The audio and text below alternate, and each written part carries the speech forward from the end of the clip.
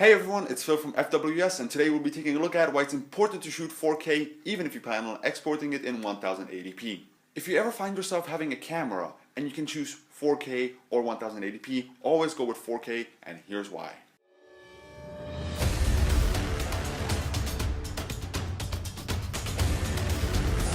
To begin with, what's 4K?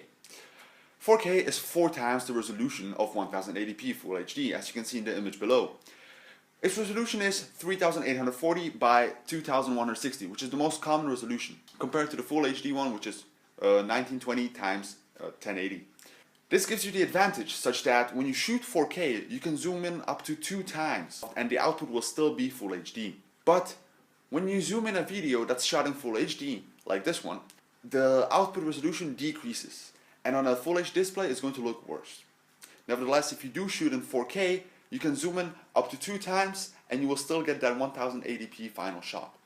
You could as well use it for better video stabilization, because in post-production, when you import a video and you click auto stabilization, it stabilizes the video by zooming in, and it decreases the resolution once again if you shoot in Full HD. But if you shoot in 4K, that zoom won't affect your video because the resolution can still be Full HD. Finally, you can as well use it to create perfect pans and zooms without having to move the camera. This is especially useful if your tripod is really bad and very bouncy, unstable.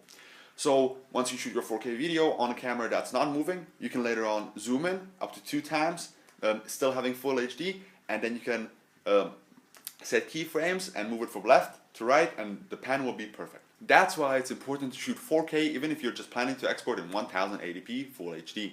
If you don't care much about zooming in or the added creativity that 4K gives you, you might as well just consider shooting 4K, because later on you might want to revisit your project and recreate it in 4K. Why? Because 4K displays are becoming so common and so cheap nowadays that 4K will soon become the industry standard. So these are my main reasons for shooting 4K. Thank you so much for watching this video. I hope you learned something, and if you did, leave it a thumbs up and let me know what I can do better.